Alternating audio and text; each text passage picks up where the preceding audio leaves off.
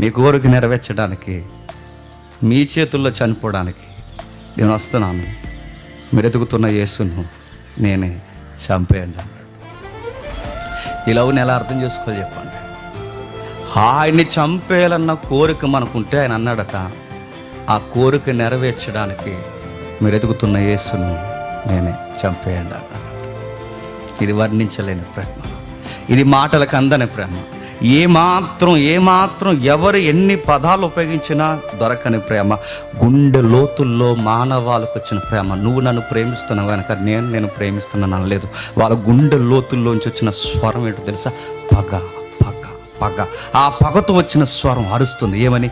సిలువ వేయి, సిలువ వేయి. చంపే, వాళ్ళని చంపే, ఇతన్ని చంపేయాలి అంటే ఒక సాధారణమైన స్వరం కాదు ఇది. ఆయన ప్రేమిస్తుంటే చంపేయాలి. ఎందుకో నేను మళ్ళీ చెప్తున్నాను, ప్రేమించే కొలది లోకువ అవుతాం. ఆయన ఎంత ప్రేమించాడో మనకు అంత లోకువైపోయాడు.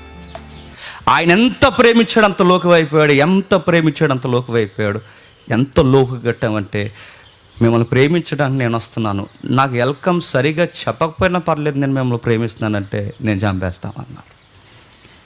మీ కళ్ళు లేక బాధపడుతున్నారు, మీకు కళ్ళు ఇస్తానంటే ఆ కళ్ళు ఇచ్చిన చేతుల్ని మేకులేసి బిగించేస్తామన్నారు. మీకు అన్నం లేక బాధపడుతున్నారు, మీకు అన్నం పెడతామంటే నీ డొక్కలోనికి, నీ పక్కలోనికి బల్లిని దింపేస్తామన్నారు. నన్ను అడిగితే నేను అంటాను, మన గుడ్డి మెదళ్ళకి, మన పనికి మాలిన ఆలోచనకి ప్రకటన గ్రంథంలో ఉంది, దరిద్రులైన మనకి ప్రేమ కలిగిన దేవుణ్ణి ప్రేమించడం మనకి రాదు.